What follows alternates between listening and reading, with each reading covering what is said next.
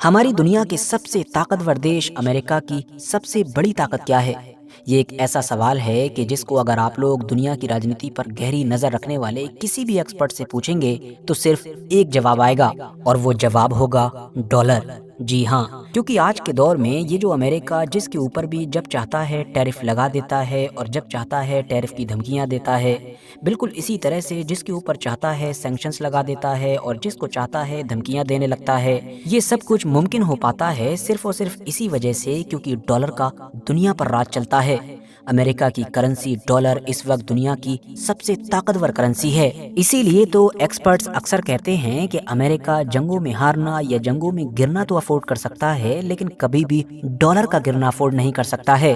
کیونکہ ڈالر جیسے جیسے گرے گا ویسے ویسے امریکہ کا سپر پاور کا اسٹیٹس یا امریکہ کا یہ جو پورا امپائر ہے یہ بھی گرنے لگے گا۔ یہی وجہ ہے کہ آپ دیکھیں گے کہ پچھلے اس 60-70 سال کے پورے اتہاس میں اگر دنیا کے کسی بھی لیڈر نے امریکہ کی سب سے بڑی طاقت مطلب ڈالر کے اس سسٹم کو چیلنج کرنے کی کوشش کی ہے تو اس لیڈر یا اس نیتا کا انجام بعد میں زیادہ اچھا نہیں ہوا ہے۔ ساتھیوں، ویسے تو پچھلے 60-70 سال سے لگاتار ڈالر اور اس کے سہارے امریکہ پوری دنیا پر راج کر ہی رہا ہے، اور آج کے حالات دیکھ کر بھی ایسا ہی محسوس ہوتا ہے کہ شاید کم سے کم اگلی کچھ دہائیوں تک تو دنیا میں کوئی بھی اس ڈالر کو ٹکر نہیں دے سکے گا، جس کا مطلب انڈائریکٹلی یہ ہوا کہ اس امریکن امپائر کو بھی ٹکر نہیں دے سکے گا۔ مگر آپ کو جان کر شاید حیرانی ہوگی کہ 1970 کے دور کے آس پاس میں ایک وقت ایسا آیا تھا کہ جب یہ ڈالر پوری طریقے سے دنیا سے سمٹنے لگا تھا، بلکہ ایسا محسوس ہونے لگا تھا کہ اب بہت جلد ہی یہ ڈالر اور اس کے ساتھ ہی امریکہ کا یہ جو سپر پاور کا اسٹیٹس ہے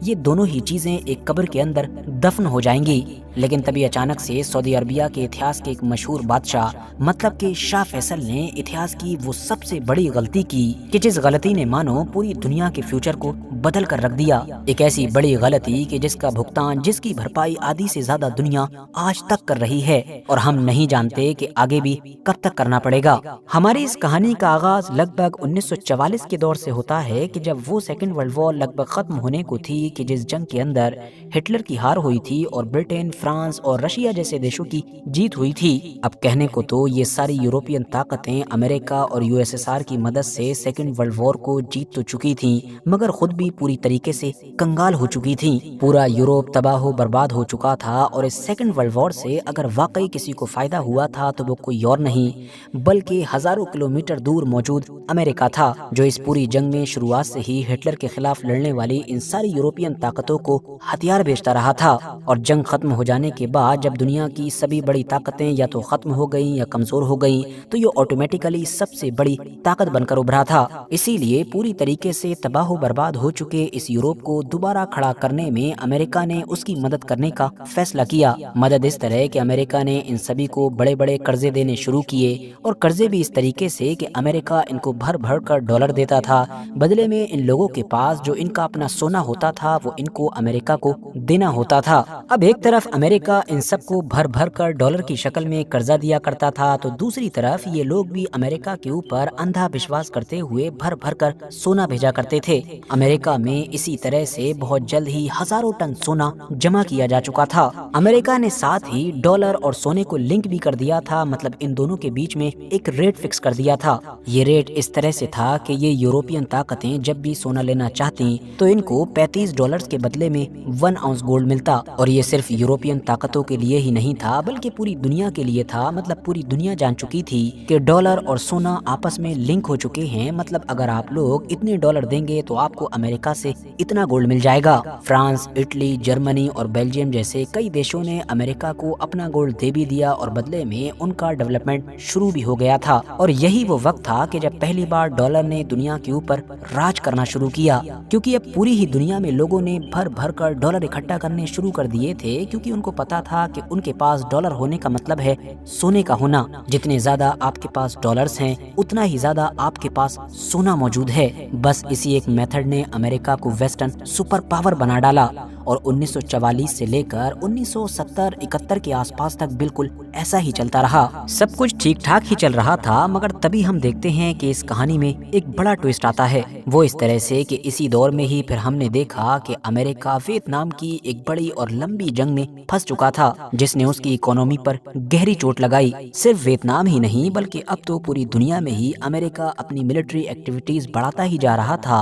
और दुनिया भर के अंदर अलग अलग जंगों में इन्वॉल्व होना और फिर उनको जीतने का जो अमेरिका के सर पर खुमार था वो भी बढ़ता जा रहा था। और इन तमाम चीजों का नतीजा ये हुआ कि अमेरिका का बजट डेफिसिट बढ़ता चला गया, जिससे निपटने के लिए अब अमेरिका ने चुपचाप खुफिया तरीके से अंदर ही अंदर ज्यादा से ज्यादा डॉलर छापने शुरू कर दिए। अमेरिका ने जब ये हरकत करनी शुरू की तो अभी ज्यादा वक्त भी नहीं गुजरा था कि इन सारी यूरोपियन ताकतों को भी अंदर ही अंदर भनक लगने लगी कि अमेरिका उनके साथ धोखा कर रहा है। मतलब अमेरिका अब खुफिया तौर पर खूब डॉलर पर डॉलर छाप रहा है, जिसका मतलब ये हुआ कि अब अमेरिका के पास सिर्फ उतने ही डॉलर्स नहीं हैं कि जितना उसके पास रिजर्व में गोल्ड है, बल्कि डॉलर्स हद से ज्यादा हो चुके हैं। आसान भाषा में इसका मतलब ये निकल रहा था कि इन तमाम यूरोपियन ताकतों ने किसी दौर में अपना सोना गिरवी रखकर जो ये तमाम डॉलर्स इकट्ठे कर रखे थे, उन सब की कीमत न सिर्फ ऑलरेडी गिर चुकी थी बल्कि जितनी स्पीड से डॉलर पर डॉलर छप रहे थे उतनी स्पीड से और भी ज्यादा गिरती जा रही थी। बस इन लोगों ने भी अब अपने गोल्ड की हिफाजत करने के लिए कमर कस ली।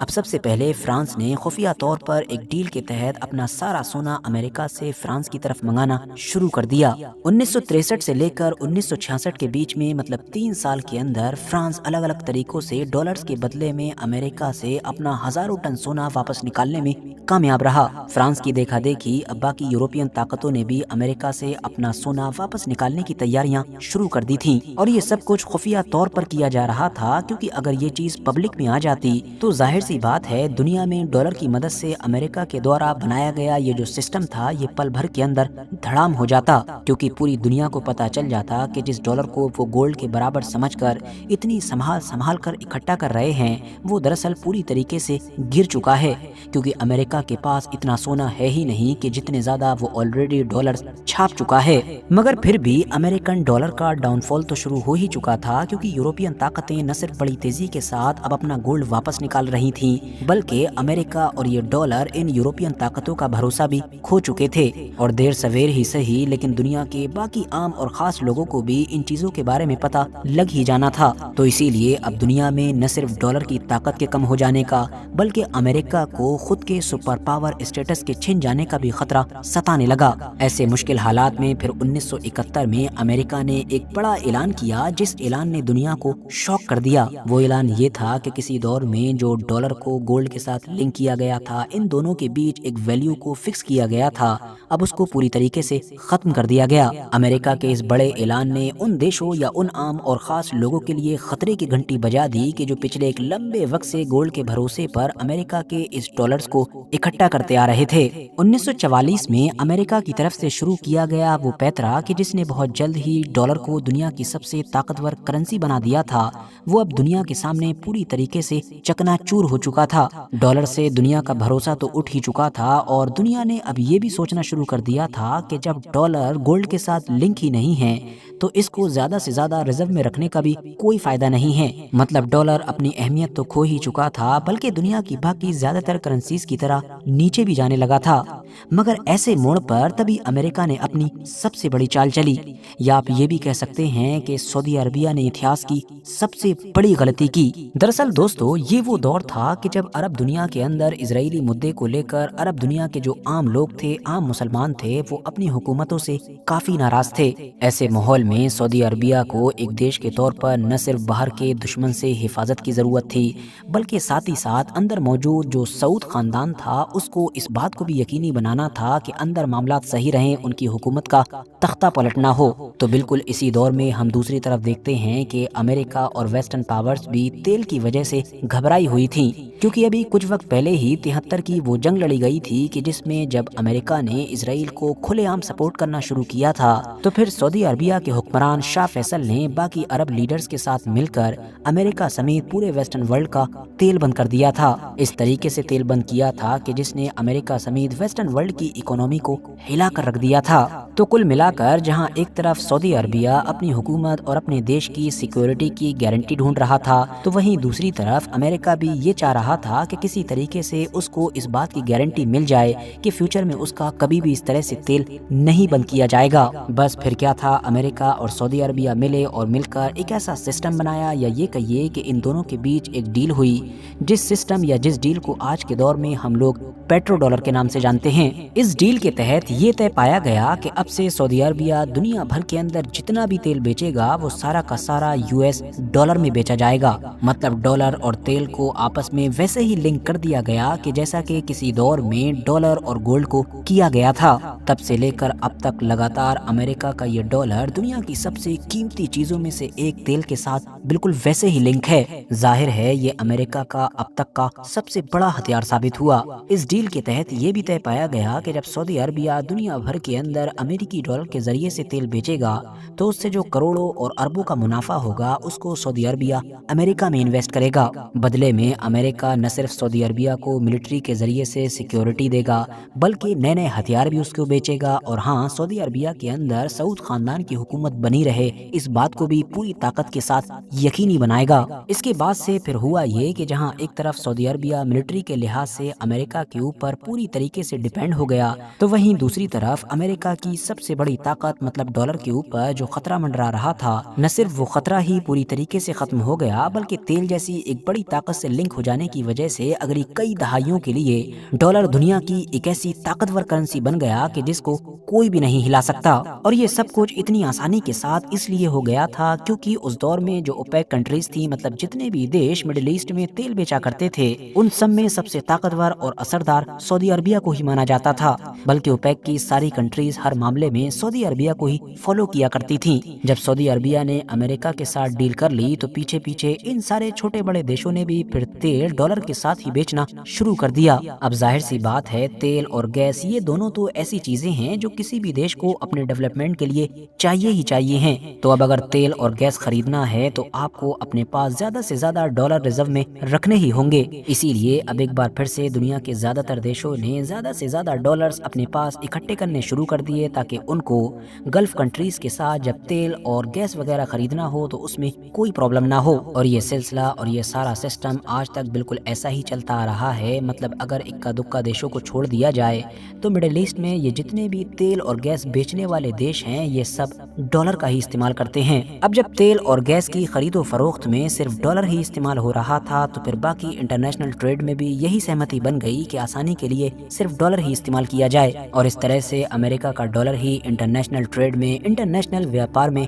एक स्टैंडर्ड बन गया, जो बिला शक व शुबा आज तक है और आगे भी कब तक रहेगा ये किसी को नहीं पता। मगर जब तक रहेगा तब तक आप लोग अलग अलग देशों पर टैरिफ या अलग अलग देशों पर सैंक्शंस लगने की खबरें सुनते ही रहा करेंगे। फिलहाल इस टॉपिक के बारे में आप लोगों की क्या राय है कमेंट्स बॉक्स में जरूर बताएं। वीडियो अगर इन्फॉर्मेटिव लगी हो तो लाइक करने के साथ साथ दोस्तों के साथ जरूर शेयर करें और ऐसे ही नॉलेजेबल और हिस्टोरिकल वीडियोस हमेशा देखने के लिए हमारे इस चैनल को सब्सक्राइब करने के साथ साथ बेल आइकन को जरूर प्रेस करें।